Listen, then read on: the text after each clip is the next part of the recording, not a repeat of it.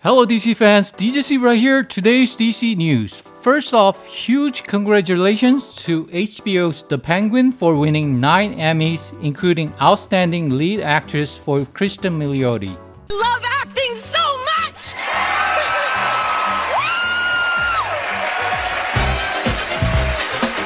Tarion Award to television legends Ted Danson and Mary Steenburgen. Plus, Body, of course, in this one. Kristen's not in this one, but that's because we were so deep into the script by the time we were in the show. So, but we'll see. I mean, I think she's what she did in the show is just astonishing, and what Lauren did in creating that character.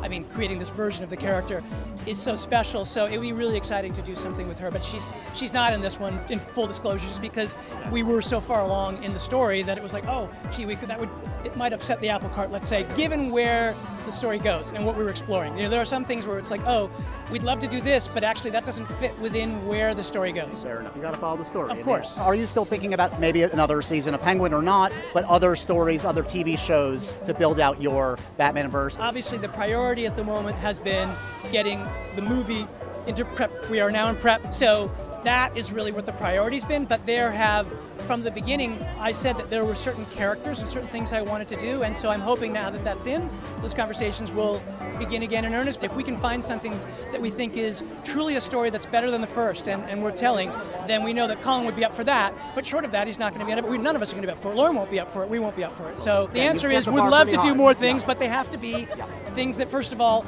fit within whatever. But I mean, obviously, I'm not in control of all the business plans of DC, but I have things that I would love to do. I'll put it to you that way. I trust in your judgment, Matt. Congratulations on the show. Excited for Batman Part 2. The conversation continues. Yes, thanks, buddy. So much. You're a pro. I know you've been asked this 10 ways to Sunday about where you're at, but you finished the script. Sort of what's next? We're beginning. We're staffing up. We're starting to get our crew back together. We're getting ready. We're basically entering prep. We'll be making the movie in the spring. So super excited. It's been like a journey that is taking longer than I would have wanted to for a lot of reasons, a lot of personal reasons. But most important reason is getting it to a place where I just felt like it was the best script we could possibly write. And I'm super excited about what Matt and I did, and Dylan and I getting back together and doing something that we're super excited about. I started sharing it with like the cast. I gave the script to Rob. He was super excited, and so it's that crazy feeling, because there's been this period of time where, like, okay, I've been working, really, really hard and kind of quiet with Mattson, and now suddenly it's like, okay, now this is what we're doing, and to see the response so far has been super exciting, because we're really passionate about it. How do you do that? Do you give Rob, you got to keep tabs on the script. You can't get it out. So how do you do that? We put it in a, so Benito, who's my assistant, he goes and seeks out a very, very high security pouch that has a code on it that then we have to send separately, and it's inside of a locked, it's absurd, but we have a very, very high security pouch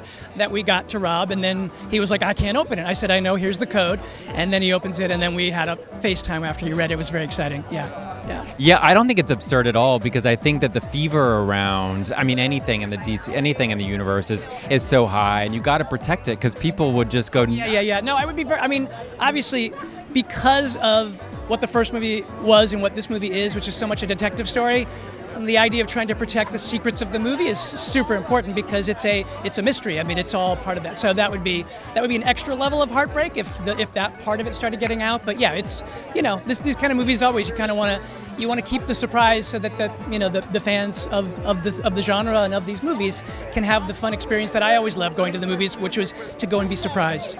And because you just said it was a lot of personal stuff, it was also just longer than you had anticipated. Does that make it, when you hand it over to Rob, listen, you're brilliant, so I don't imagine you need other people's validation to feel good, but were you more nervous about giving it to Rob at this, because so many years had passed? Well, the years for sure, but also he's Batman, so if he doesn't like it, not good. So I was super excited, because I thought that he really would, because it's the things that it does for his character, for Batman and for Bruce, I think has never been done before in this way, and I had a feeling that he would respond in this way, but the fact that he did was incredibly encouraging. And of course, I'm nervous every time anyone reads it, because we put all this passion into it, but you hope people connect to what you're trying to do. There's been some buzz about the DCU possibly merging with Matt Reeves' Batman universe after a photo surfaced showing a Batman logo on a trash can.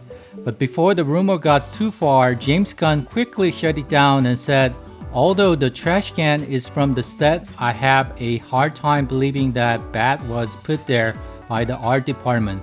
But if so, it never came across my desk. I don't have time to okay every piece of set dressing. And it looks like Andy Muschietti is still set to direct the DCU's Batman. He is recently spotted with Peter Safran together after the Emmy party.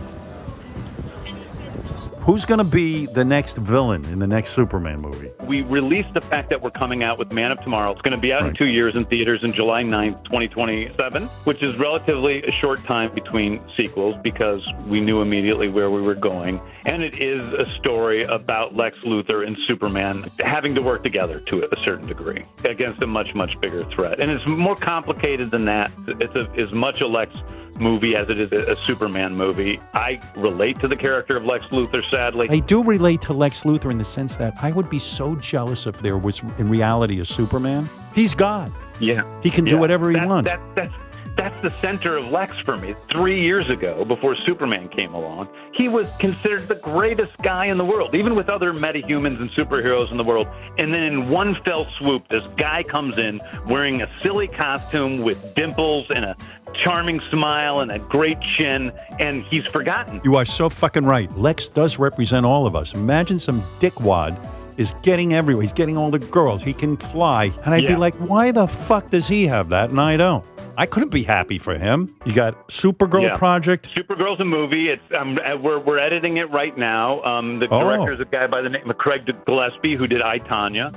And the movie's coming out fantastic. Millie Alcock, who plays Supergirl, might be the best bit of casting I think I've ever done in my entire life. I think she's absolutely stunning in the movie. Is that the girl who shows up in the Superman movie? Yeah, she shows up at the end of the Superman movie, right? Yeah, she was in House of the Dragon. And then you got Lanterns coming up. That's a TV show on HBO, and that is created by Damon Lindelof and Chris Mundy, who did Ozark, and Tom King, who's a big comic book writer. You know, no one's ever done a great job with Green Lantern. I was a Green Lantern fan. And I don't think... And, you know, he's got pretty cool superpowers. He could I think he could beat up Superman in a weird way. Don't you think? Absolutely. Absolutely. I think he's pretty powerful. I think that a good, strong match between Superman and Lantern, any of the Lanterns would be great. Clayface. Who's Clayface? Clayface is a Batman foe in the comics, but it was written by a guy by the name of Mike Flanagan, and it is a hardcore R-rated body horror film. But within the same universe as Superman. I like this. Do you worry that you're spreading yourself too thin? Because look at how many projects you got going on, and you're writing a lot of this stuff. You wrote the whole Peacemaker thing too, right? I wrote, over 1 year, I wrote 650-something pages. Over the next year, I produced 650 pages, and over the next year, we released over this year, we're releasing 650 pages. That was at the beginning when I took on DC, and I promised myself I'm slowing down at least a tiny bit, although I am creating the Superman sequel that we're starting to shoot in April or so. And you're writing that? Which is going to be out in 2 years. I'm done writing that for the most part. So what the fuck must you like? You know what? Waller is a project. Do you know if Rick Flag is going to be in Waller and if that's moving along? I don't listen. I do know that Rick Flag is in another project that I'm not going to tell you about. And have you filmed it already? No. It'll be after I do. I'm about to go shoot a little movie in Ireland with Maria Bakalova. Oh, there you go. Yeah, okay. her and I are going to do a movie together. Yeah. Nice. And then I do Tulsa King season 4, the entire season, and then it's back to DC. I'm not going to tell you what it is. Let's go.